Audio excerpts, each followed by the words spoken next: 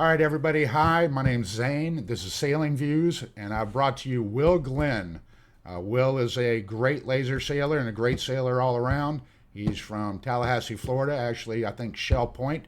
And with that, I'm going to introduce him, and here he is. This is Will Glenn. How you doing, Will? Hey Zane, what's going on? Good to see you. Yeah, likewise. Uh, I'm basically just doing this little podcast to give us something to do in this time of crisis. And with that, I'm going to jump into 20 questions. So just answer them the Okay. best you can. All right, so here we go. What age and when did you start sailing? I've always sailed. I basically sailed when I came out with my mother and father, mostly on a Swanica Seabird in Oyster Bay. I was shoved under the forward deck. Under the forward deck. That is nice.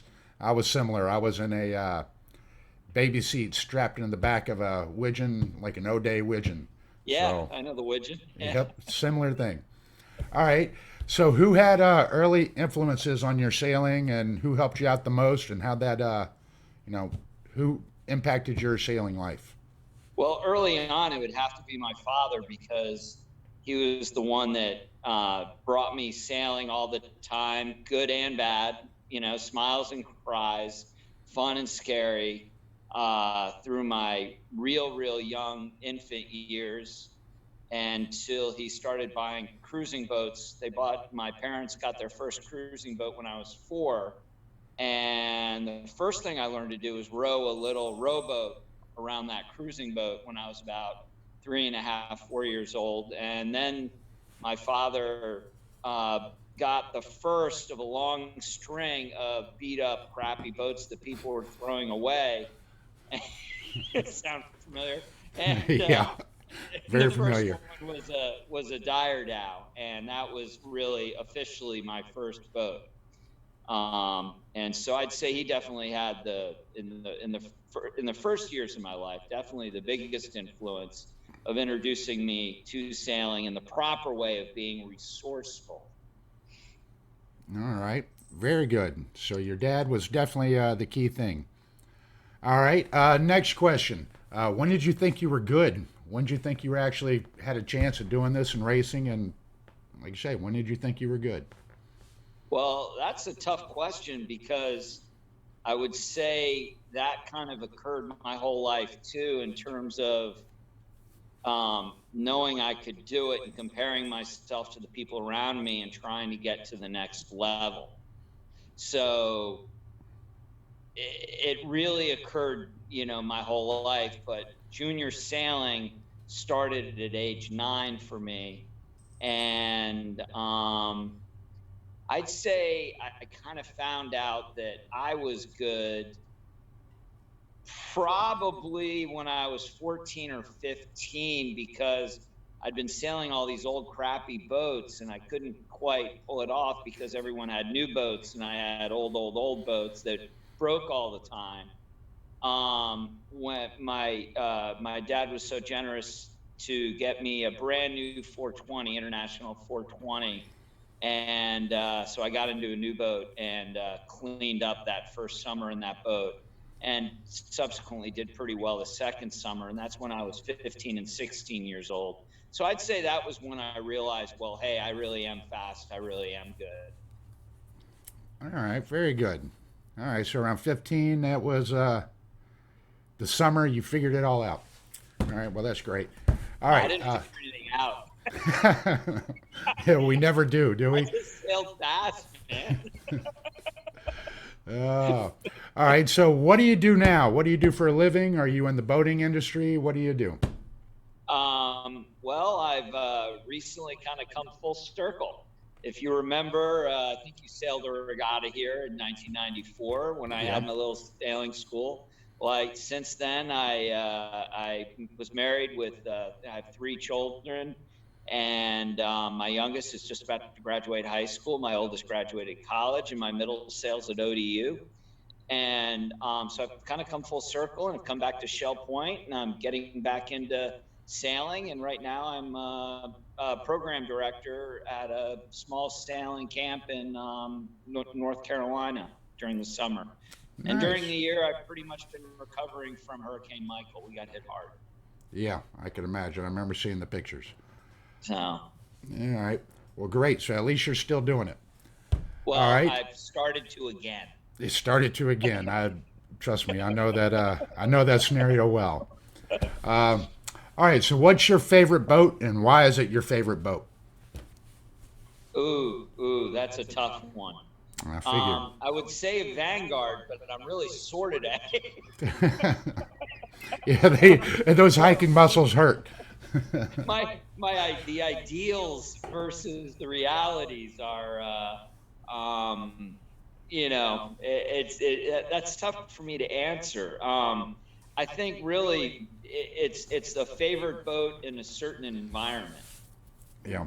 is the way you need to approach it. But overall, I think probably my favorite boat would be a boat that would be the best for everyone. I love to teach beginners how to sail. That's really my passion. And that's kind of what I've been doing really my whole life is figuring out how to teach beginners how to sail. And through that and all my trials and errors and everything, and especially with talking with some of my older, really, really good friends, I've learned that the best boat in the world is the Sunfish. Huh. That's surprising, but And yeah. I am the slowest sunfish sailor there is. I, I don't know, man. I used to think I was good at them. Um, I've done tons of sunfish stuff. Even won the midwinters once, but I jumped in one a couple years ago. I was like dead last. Granted, I'm 210 pounds and not the 160 I used to be, so that might have had something to do with it. But yeah, I'm no longer fast anymore either. I think that had something to do with it, Zane. Just a little bit. Yeah, old age is a butcher. All So right. I would definitely say the sunfish. I currently own, well, my girlfriend, I convinced my girlfriend to buy one, and I have a sunfish, and I have two mini fishes. The mini fish. And I've got an old sail that I might have just given away, but I might have an old sail for you. So, all right, let's move on. Okay, so what is your favorite place to sail? I know you've traveled a lot and you've sailed just about everywhere. What's your favorite place? Um, wow, that's a tough one.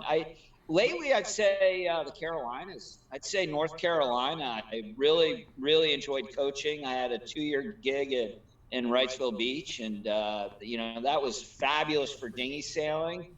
For training back in the laser days, I really enjoyed sailing in Long Beach and learning to sail downwind. We used to tow up behind the break and then come out by the Gulch and sail Yeah. down for five, whatever it is, 6, 7 miles. I really enjoyed that. Had a ball in San Francisco. I'll tell you, it's not Long Island Sound, Well, you don't and like it's all the not, seaweed up there?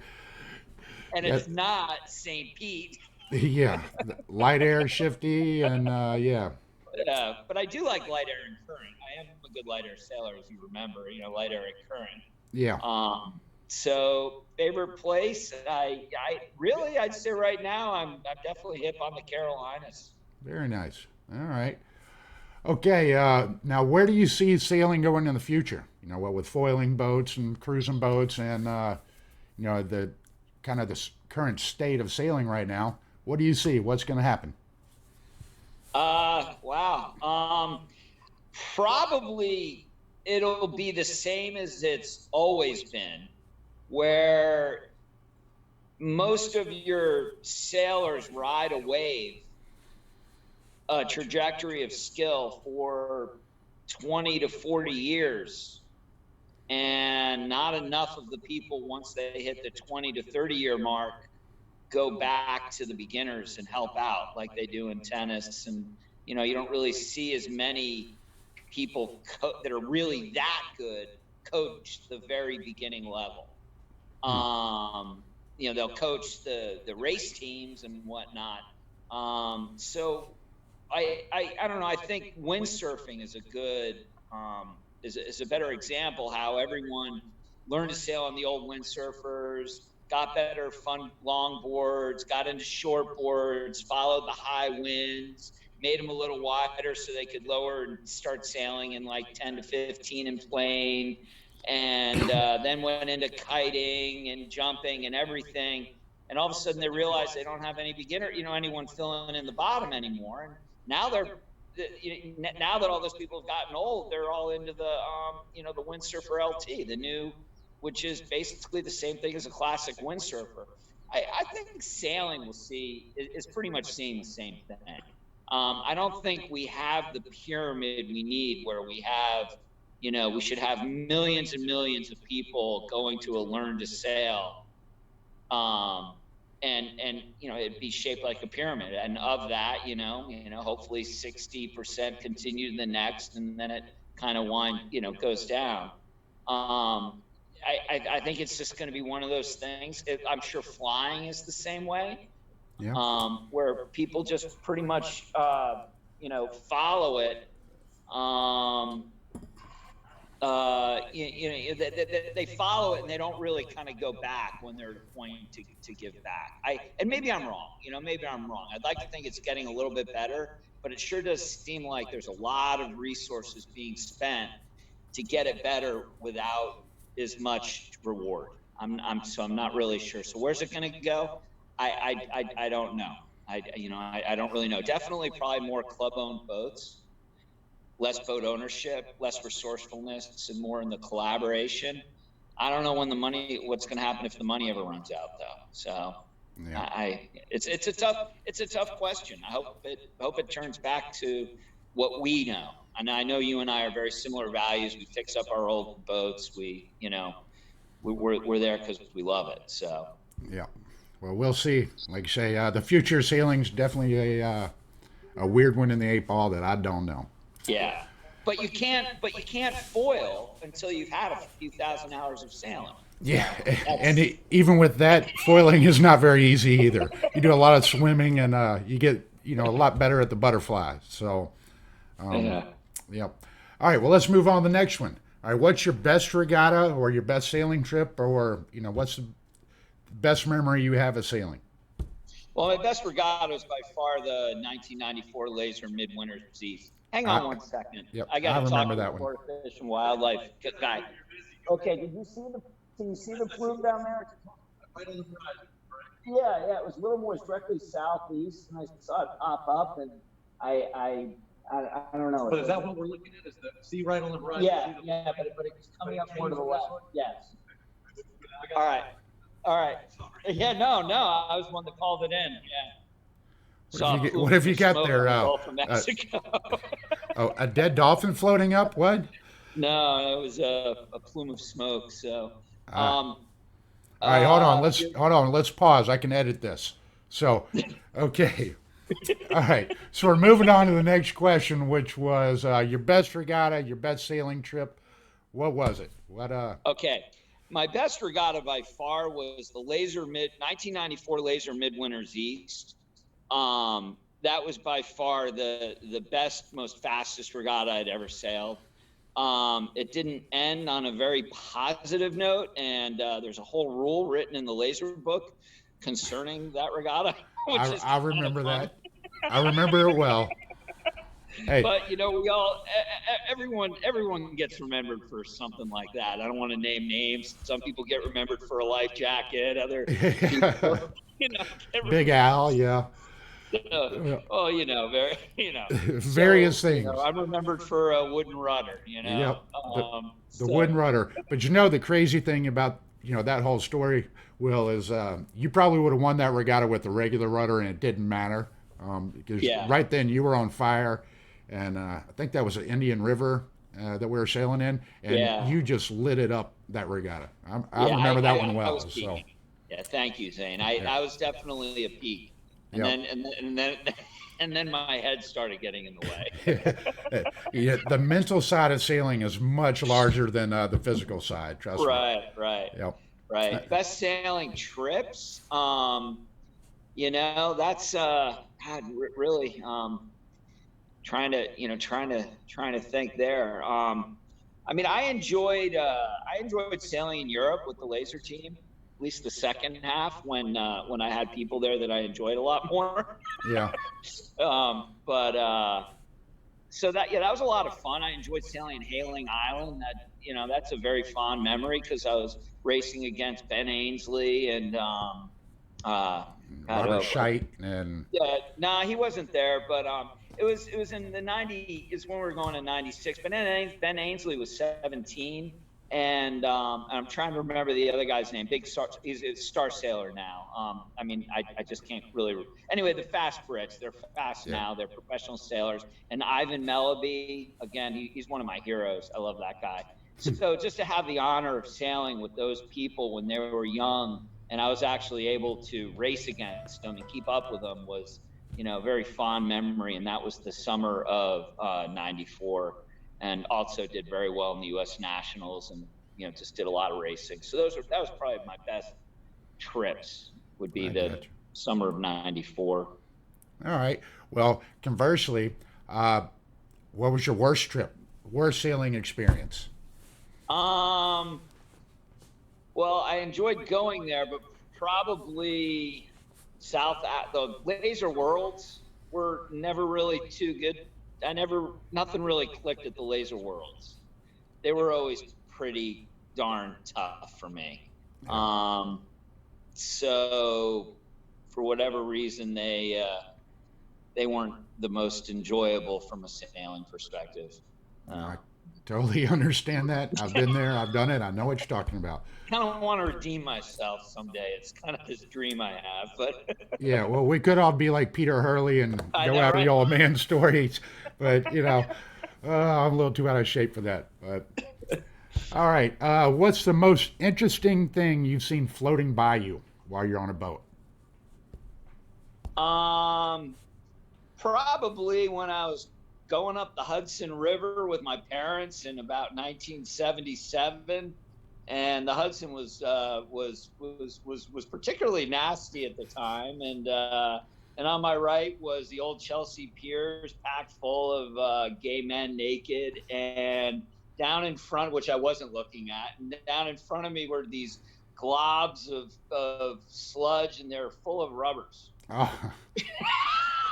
Oh, the condom trip, huh? So I, Yeah. so I was very, being a 11-year-old boy, 10, 11-year-old boy, I was quite infatuated with the Oh, when I Lordy. seen goodbye my boat. Yeah, I can figure that one But out. I mean, dead dog. I saw a dead dog once.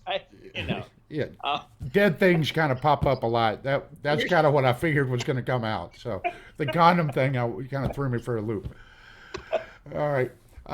Okay, so if you're sailing, let's say you're on a larger boat or a perf type boat, what's your best role on the boat? Or a double-handed, triple-handed. What's your best role? Are you a tactician, a driver, a trimmer? What's your best role or I've favorite come to role? the conclusion I'm really bad at more than double-handed. It's just it's I really don't have a lot of experience, and I lost my patience early on and kind of went into windsurfing and lasers and college double-handed. I crewed for Hal Gilreath and Snipes, which also should be I should be making a mention. That was very important. Maybe it'll come up in another question. Very Yeah, important to my sailing development. yeah. Um, and so I really don't say I have a role because I really don't have the experience. So at this point, I think probably about the only thing I can do is drive. Okay, that's fine. Shut I up and understand drive. that. All right. Would you consider yourself an aggressive sailor or a conservative one? How are you on the race course? I think it depends on where I am on the race course.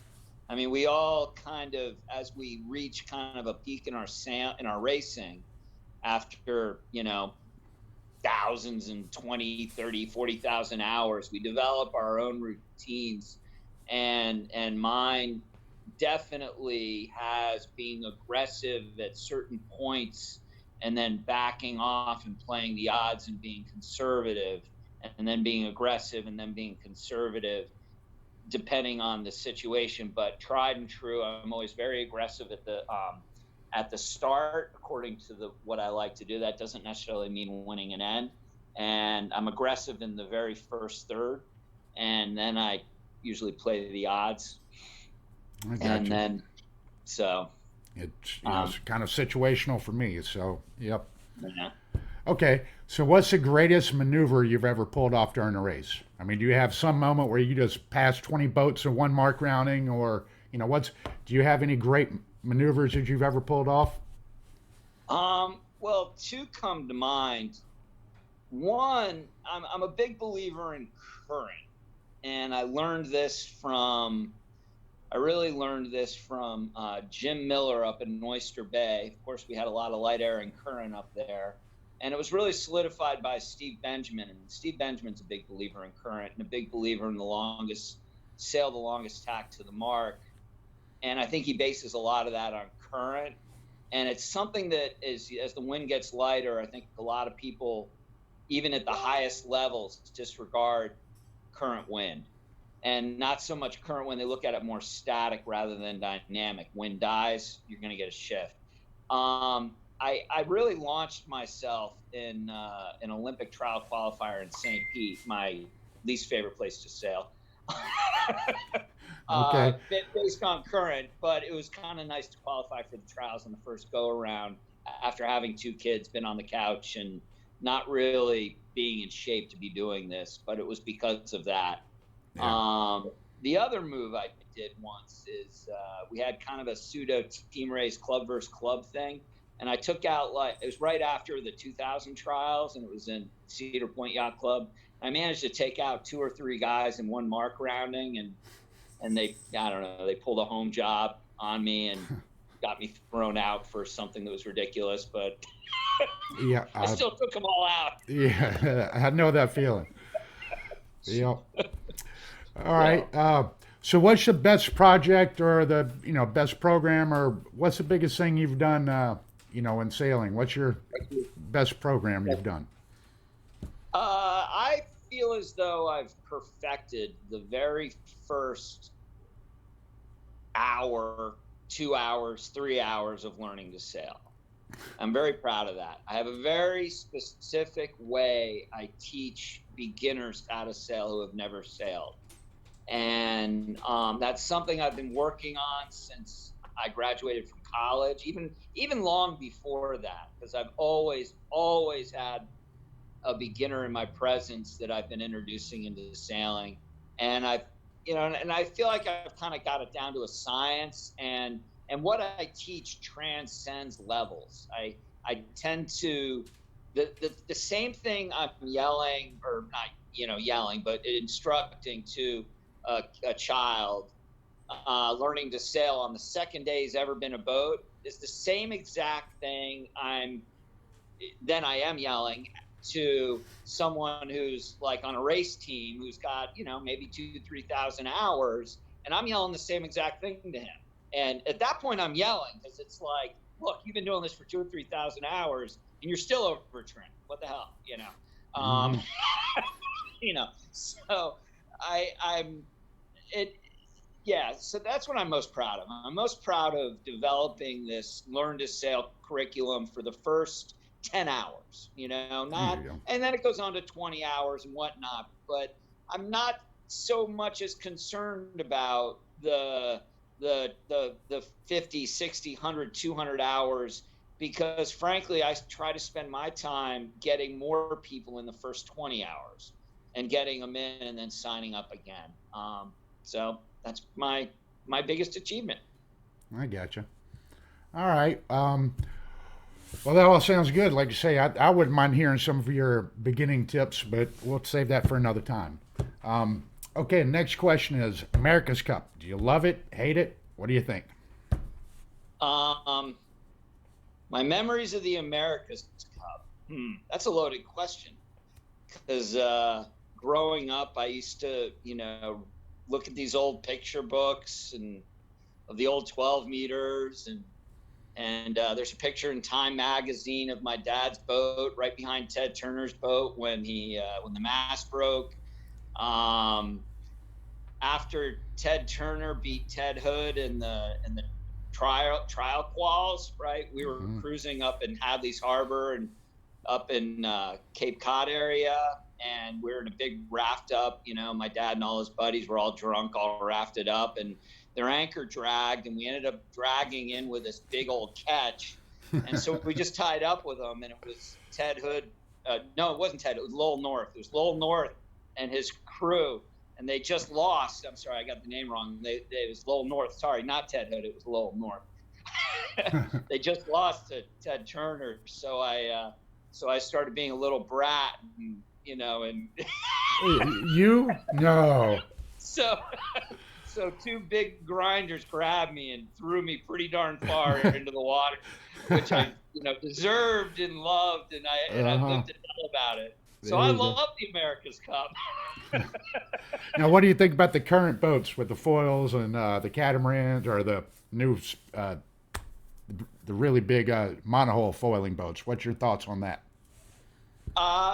It seems fun to me. I mean, it seems cool. I mean, I don't really follow it that closely, but it appears there's a lot more national pride involved, and that's really what it was all about. That's what it appears like. Whether it's true or not, I have no idea. Yeah. But it just seems like there's a lot more. Each country is trying to keep it in house. And again, I may be wrong, but at least that's how it looks. Yeah. I do get a kick out of the fact that all the those names, that those people I sailed against back in the early '90s are now running these things. Yeah. When I was college, I sailed against Terry Hutchinson. Beat him maybe a race or two, but Yeah. Ben Ainsley. I mean, that's kind of cool. But am I into the whole thing? Sure, why not? I don't know. I got you. Why not, man? I do. However, I do find it really cool that I think I saw that. Is it Slingsby? Is he a skipper? Yeah. Okay, that he's out skipping, driving these big monohulls, and then he gets out and races moths. Yeah, I know. That's cool. That to me is what it's all about. I mean, that's like the movie Wind. Small boat makes a sailor, and that to see that kind of thing happening is great. Yes, I agree. All right, next question. What are your future plans in sailing? What do you have coming up next? I know we're all on a hiatus as far as regattas go, but what's next for you? What's happening with Will Glenn?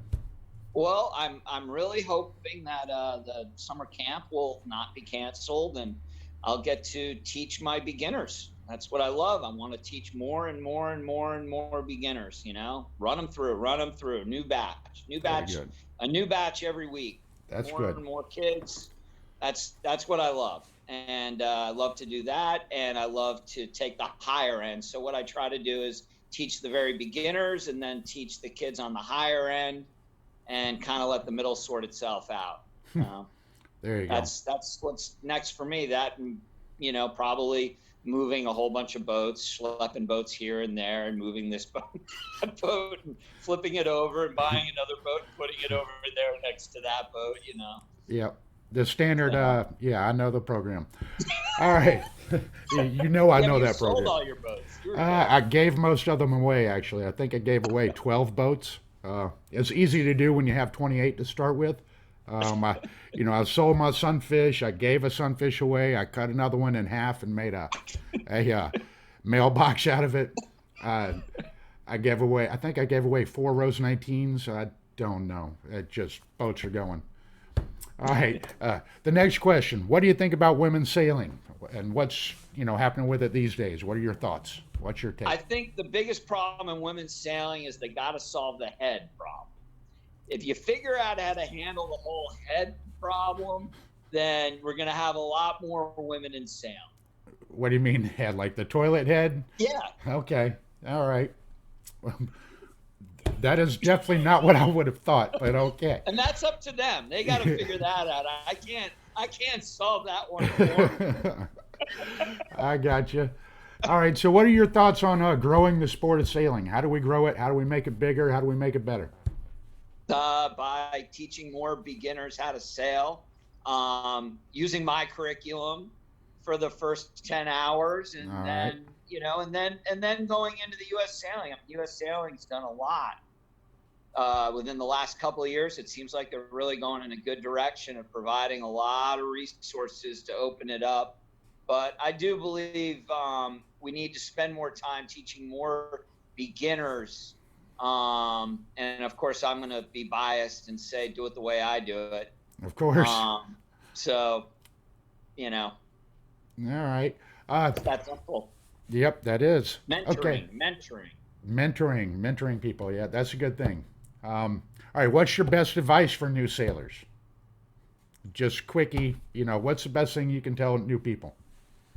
Well, someone that wants to try, or people that are just have already got a couple, like 20 hours under their belt, or it's a very specific audience. Yeah, See, okay. I Well, focus on that. I didn't think that question through that far, but I would say, people that are beginning to learn or know a little bit, and just want to get better.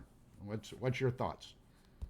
Um, I I'm gonna say try different dinghies, including windsurfing. It seems like windsurfing is coming back around with like the windsurfer LT, and you really learn everything there. Sure, a little bit of that. I think getting in a sunfish is absolutely tremendous if you can fit and not be awkward.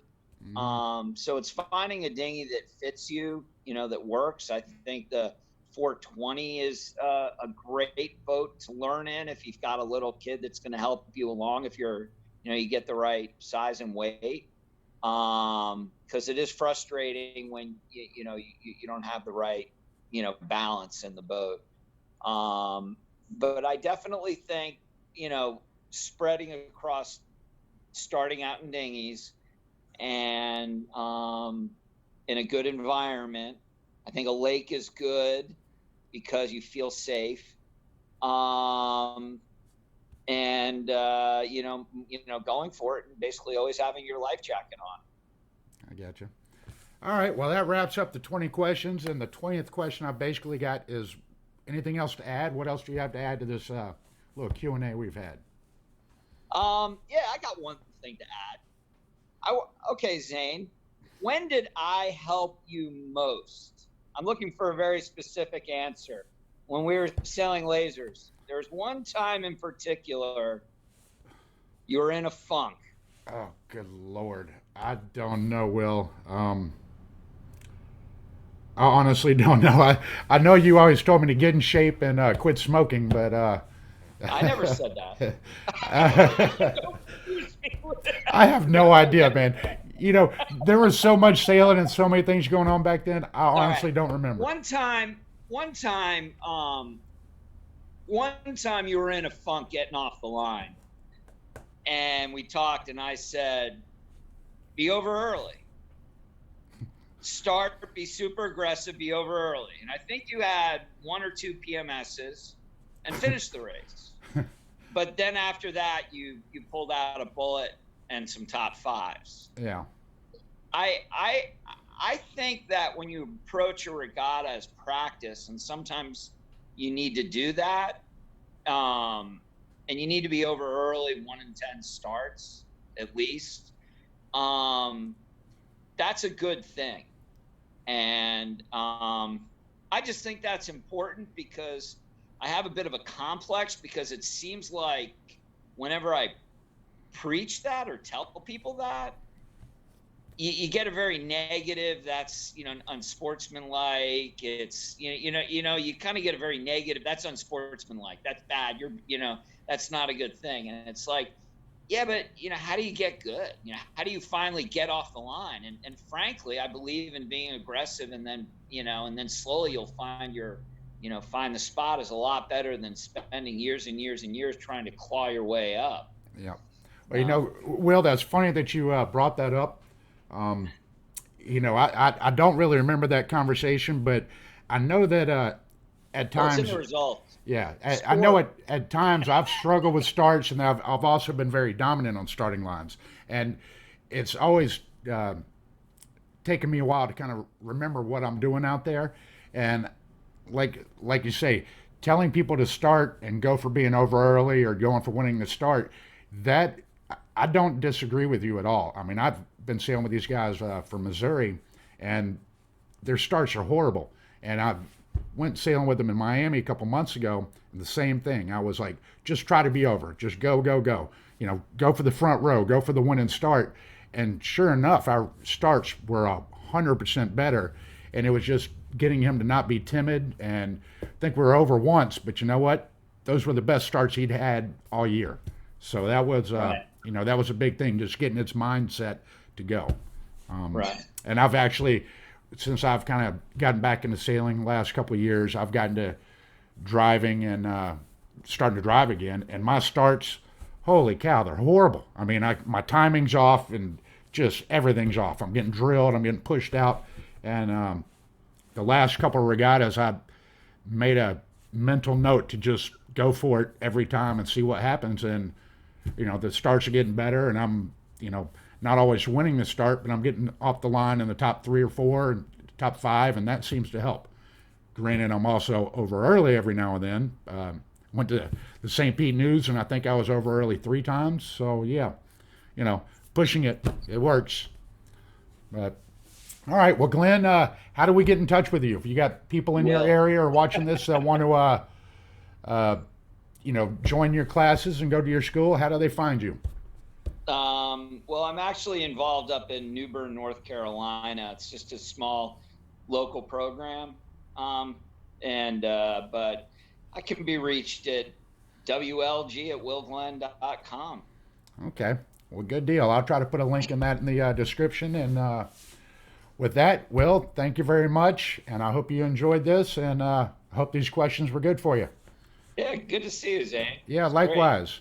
And Thanks. I'll get back to you later. Right. Now, All right. I did not say quit smoking and get in shape. Everyone else did. You know, I think Ron Rosenberg, when he was coaching the U.S. team, I think he was wearing me out every single day. I know we went to Germany. He made me run every time I smoked a cigarette, and made me drop and do 25 push-ups every time I lit up a cigarette. So here I am wandering around Kiel, just having to drop down, do push-ups every time. Oh, anyway. All right. How'd that work for you? Yeah, I'm still smoking. I'm fat and out of shape now, so obviously it didn't take. All right. Well, good talking to you, Glenn, and I'll get with you soon, and we'll see how this goes. All right. Good luck with this. Take care, Zane. All right. Talk to you later. Bye. Bye-bye.